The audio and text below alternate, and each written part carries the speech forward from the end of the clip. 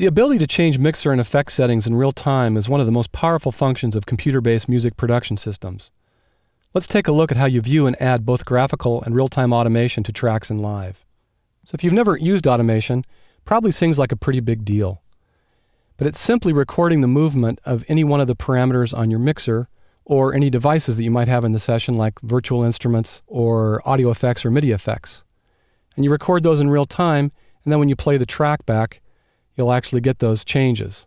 So this area over here under the track title bar is where we see the controls that allow us to choose the parameters that we want to automate. The top of these two buttons is the device chooser. If I go in on the bass audio track, I'll choose the mixer in this case. And then the bottom chooser allows me to choose the specific parameter that I want to work with. So I've got volume and track panning, speaker on, crossfades, and other things like that. I can also choose that by clicking on the parameter over here in the mixer area. So that if I click on the pan field here, you'll see that it changes to track panning. And if I click on the activator button, you see that it changes to speaker on. So just note that that's a bit of an odd name, but speaker on is the same thing as your track activator or mute button. If I go to the volume field, we'll see that come back. So the automation envelope is actually superimposed over the audio or MIDI data on the track. And if you want, you can actually open up a separate lane underneath that so that you can work without having to look at both of them. So I'll click the plus button here, and that's moved speaker on down below the actual audio. I'm going to get rid of that by clicking on the minus button, and I'm actually going to choose track volume, click plus and move that down. And now I'm going to add some automation onto that graph. So I can do that by simply double-clicking on the line in a couple places, and then adding some breakpoints in between and moving those to simulate the movement of the parameter that I want to change there, in this case the volume slider or fader. Now I first add those breakpoints on the right and left of the areas that I want to change, because if I just click one and start moving it, I'm going to move that envelope for the entire track. So now if I start playback, we should be able to watch the volume field change in real time. And note that we also see a red square in the upper left-hand corner of that field to note that there is automation on the associated envelope on the track now. Let's give that a listen.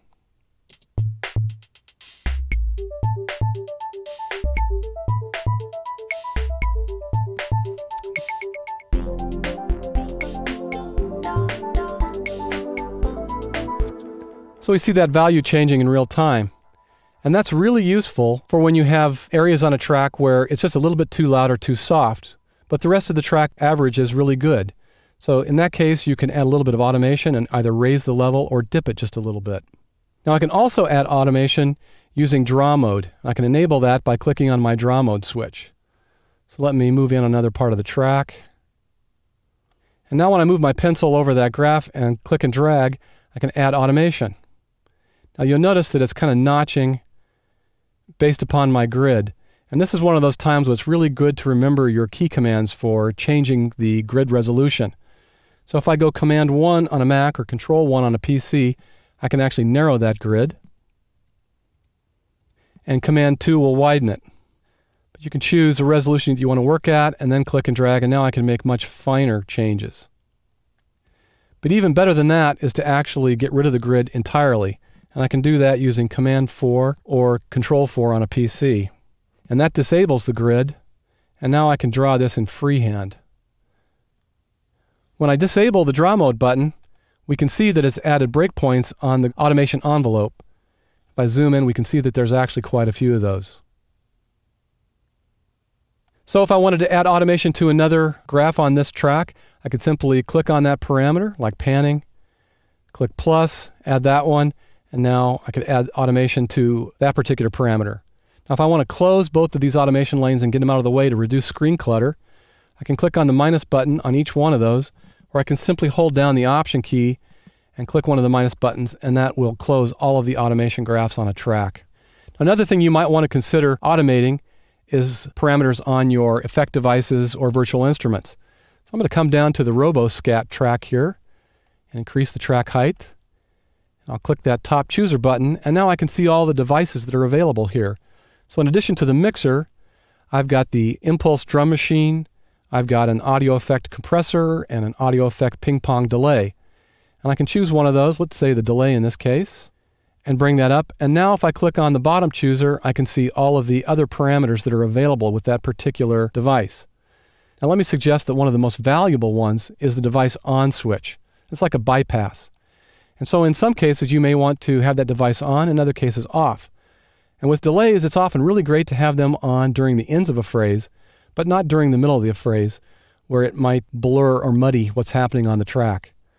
And so now I can simply add breakpoints that set when this device is on and off. Now currently it looks like it's off. I'm going to want to put it on at the end of this phrase. So I'll add an automation breakpoint there near the end of the phrase, and another one over here. And now I can simply click and bring that on, and I can drag that so it turns on at the point where I want it.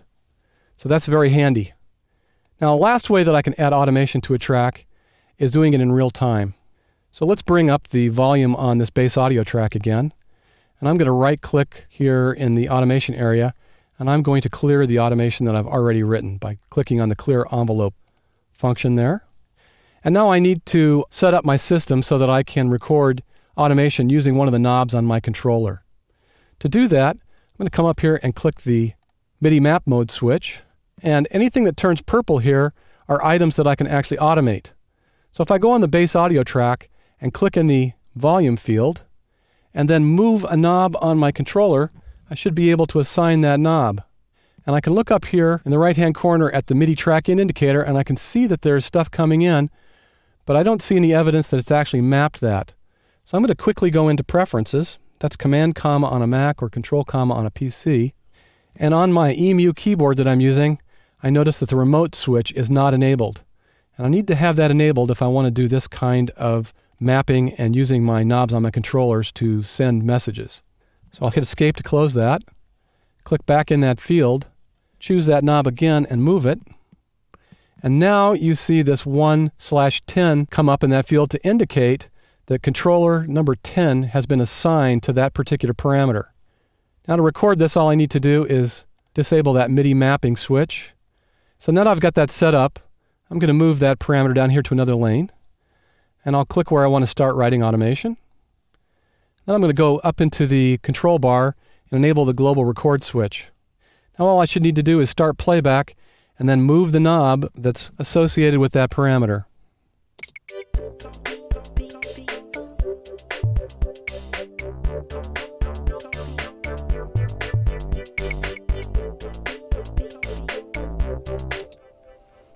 So that's writing automation in real time. Before we finish, I want to show you just a couple things that are available on the master track for automating that are not available on the other types of tracks. So I'm going to bring the master track up. And again, we see the device chooser and then the sub chooser. And we see that, yeah, we got speaker on and we've got track volume, but I've also got song tempo and global groove amount, which are very interesting. So if I choose song tempo and draw automation, I can actually change the tempo of the song in real time during playback. And with global groove amount, if I've got grooves that are being used on any of my tracks to add some kind of a feel to the track, I can actually control the percentage or global amount that's being applied. So now that you know how to add automation in live, you'll be able to fine-tune your mixes. In the next video, we'll take a look at how to edit automation.